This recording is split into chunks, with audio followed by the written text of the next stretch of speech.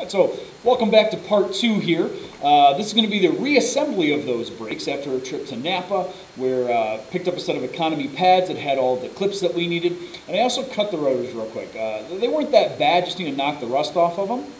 So we did a rough cut to get it down, smooth it out, and then we did a finish cut. There's a time lapse of that at the end, but reassembly went super smooth. Everything was all right. So watch this next video here. It's about 15-20 minutes long of putting everything back together. So after a trip to Napa to pick up a set of brake pads, not a sponsor, but their economy brake pads are actually kind of nice now. I didn't realize they did this, but even their economy ones come with all new hardware. Something you got to be careful with when you're looking at pads and you've got the option for the $12 front pads versus the $25 or $30 front pads, or maybe even the $100 front pads. A lot of the super inexpensive ones don't come with all of these clips and all this hardware, and this stuff is pretty ratty and pretty gross. So we're going to start swapping all this stuff out, and I also made a trip over to the brake lathe and cut this. There's a whole nother video on how to use the on-car and off-car brake lathe, but I'll throw the time lapse of this here at the end of the video just because it's kind of satisfying to watch. So let's go ahead and swap out some of these clips. The old ones will just pop out, and if these are nasty, which they kind of are, I'm going to go run and grab a wire brush to kind of scrub out some of this rust. All right, now some people will put a little bit of grease in here too. It's probably not a bad idea if you're concerned about the car squeaking.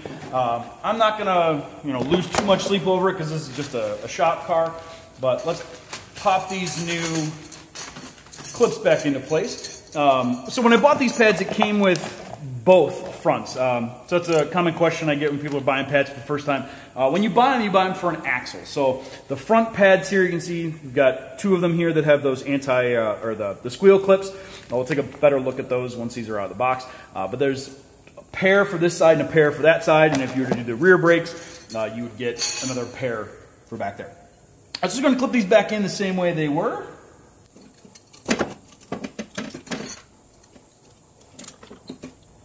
And make sure that when you kind of slot these in, that this edge doesn't hang over, to make sure that it doesn't rub on the rotor. When you put it together, that'll happen a lot. When you go to put the stuff together and these shims have kind of kicked in a little bit, and then you'll get a squeak when you spin the wheel. All right, so this is back together, and the next thing we need to do is take a look at these slides. Now, these move, which is great. Again, I love the technician that worked on this car before me. We can slide these open and see what the grease looks like, and there's still wet grease on here, so that's a good thing. It actually looks in really decent shape, so I don't really need to add any more. But the orange stuff that we have, you can put a little stroke of orange grease on here before you reassemble. But these are perfectly fine. And notice when I slide this back into place, I make sure that this lip kicks back over there and sits, because we want to make sure we don't get salt water and a bunch of other nasty stuff down in there. So to reassemble, I'm going to grab my rotor and put this back on and make sure I line up those screw holes so they go back on exactly where the old ones came off, like that. That also indexes this to make sure that the rotor goes back on the exact same way it came off. Sometimes you get rust buildup. If you're dealing with vibration issues, the actual indexing of the rotor can cause a vibration.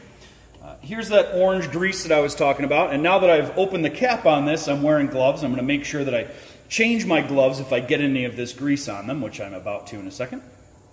And I'm just going to put just a touch of this grease on here, the same way the last technician did, so that when the next person goes to pull these apart, these actually do come out. Notice I'm also not going to go crazy tight on them, because once the wheel is on, there's no place for those screws to go. So they're not going to back out on you, they're not going to fall off. And even if they did, it wouldn't really matter because the wheel is still there. Now, the wheel goes on here and is held on by the lug nuts, and so the rotor's not falling off, it's not going anywhere. That just kind of holds it in place while it's going down the assembly line, or gets rid of any play there may be in the size of these holes versus the size of your lug nuts. Next step is to put our caliper bracket back on, and this is going to slide back around. And I'll swing the camera back around so you can see the backside.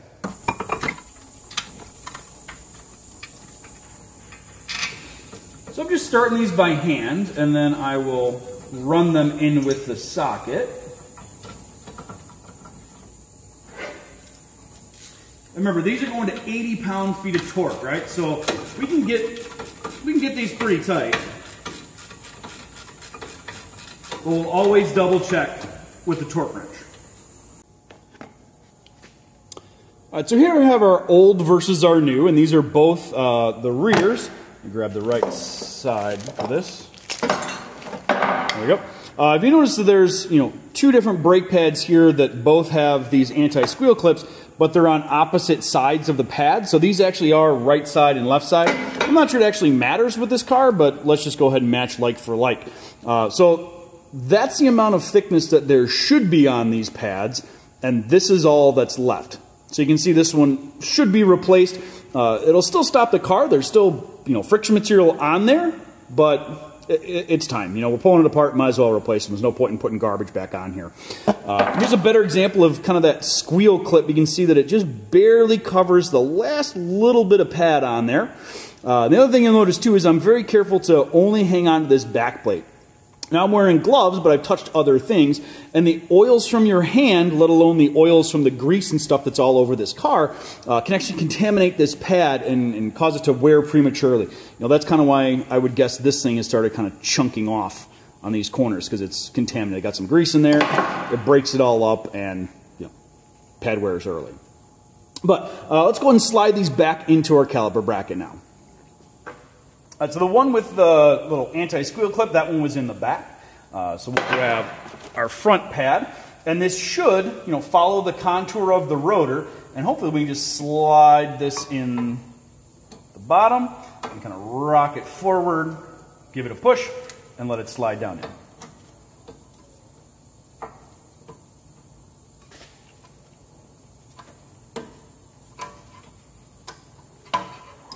There it goes. And now we're pressing flat up on the rotor. We've got to do the same thing on the backside.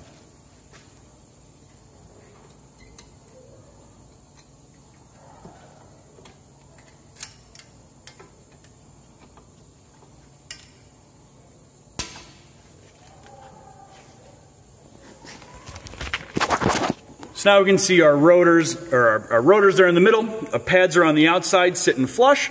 They're sitting nice inside those new shims, and those new metal shims that we put up on top are not touching the rotor, so they're not going to squeak when we go to spin it. This is the other place you want to check, is down here to make sure this is seated. You hear that little pop there? Make sure this is seated up so it doesn't hit.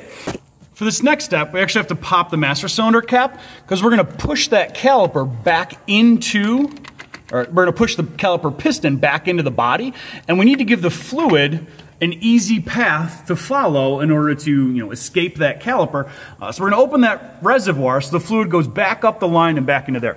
Sometimes you're going to want to, some manufacturers recommend that you actually pop the bleeder screw so the fluid goes back up out that way. The idea is that we don't want to push any dirt or nastiness back into the brake master cylinder that's kind of down there, that silver thing with the lines coming out of it. But again, this is a shop car. I'm not super concerned about it. We're just going to do the, I guess, the easy way. This is where that C-clamp comes into play. So we're going to grab the caliper itself, and remember, we removed two very, very skinny brake pads, and then we put two very, very thick brake pads in its place. So this piston is actually pushed out, about 1/4 inch or so. If we were to try and put this back over it, it's just not going to fit. So we need to move this caliper piston back inside the body. And we're going to use that with a C-clamp, but we're going to take an old pad and put this over the top, so when we twist that C-clamp, it pushes evenly across the entire piston.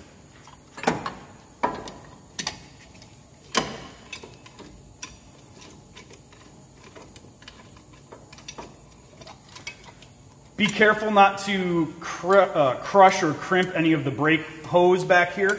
But once you get on there, you just kind of twist gently, and the piston is going to slide right back in. Make sure you're not catching on that dust boot, so that doesn't get folded up. And then as soon as you feel the C-clamp kind of fighting you, and it'll just lock up, and the pad is on the actual body of the caliper, it's pushed back in, ready to reassemble.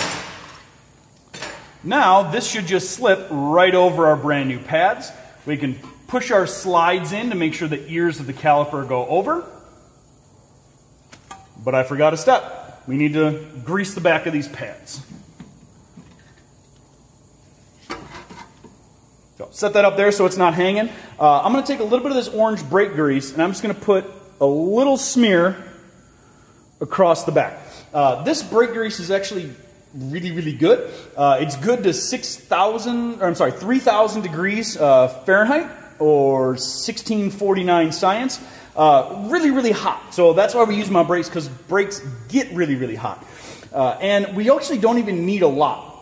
When you're applying this stuff, you can smear it around. It even still works if it's not orange anymore. That's actually one of the things they tell you to do when you're re-greasing slides. You want to put it on so thin and smear it around that it's no longer orange. But now let's actually assemble. And we can run back in these caliper bolts by hand.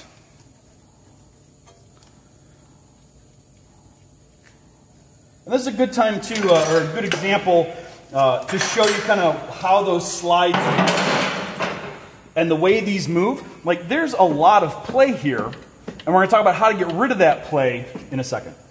As soon as I find that other bolt. Got it. All right. So, send this one back in by hand.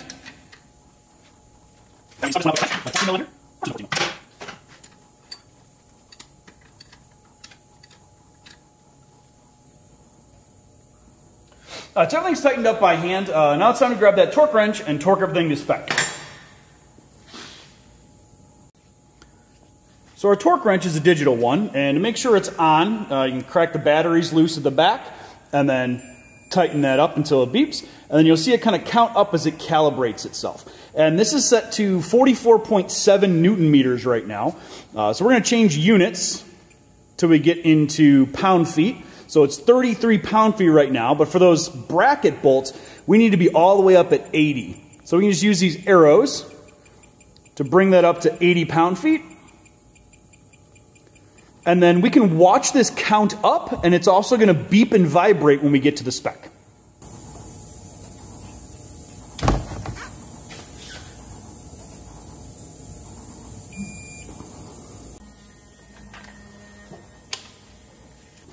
Alright, well, I fixed it.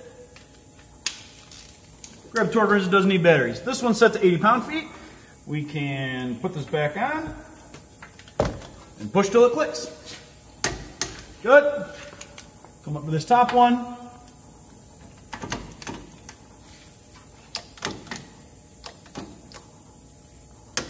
There we go. And now we gotta do these caliper to slide ones. Caliper to bracket ones, and if you notice that they're going to these pins, so the whole thing spins. We actually need to get a wrench onto here to hold it while we torque these back ones down.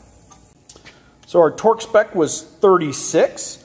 Let's bring this down from the 80 that we had for our anchor bolts, and bring this down to 36. So with this one, it goes by 5s. Hopefully you can see that kind of. Goes by 5s on there. So we want to go to the 35 and then go up 1. So there's 36. 35 plus 1 is 6. And we're going to use 14 mil. Use this 19 millimeter wrench to hold the pin in place.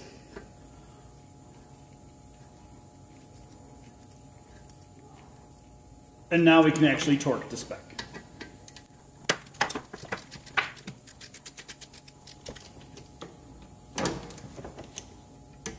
Click. There it is. And then same deal up top.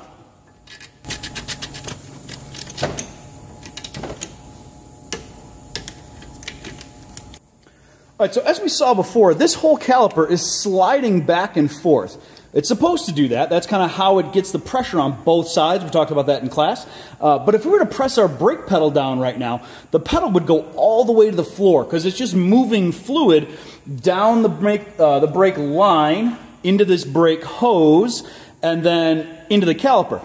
A single push of the brake pedal is not going to push this, closed enough to actually make contact on the rotor. So we need to push our brake pedal down until we have pressure. So I'm going to slide this all the way forward so you can kind of see it bring itself back that way as I pump the brake pedal.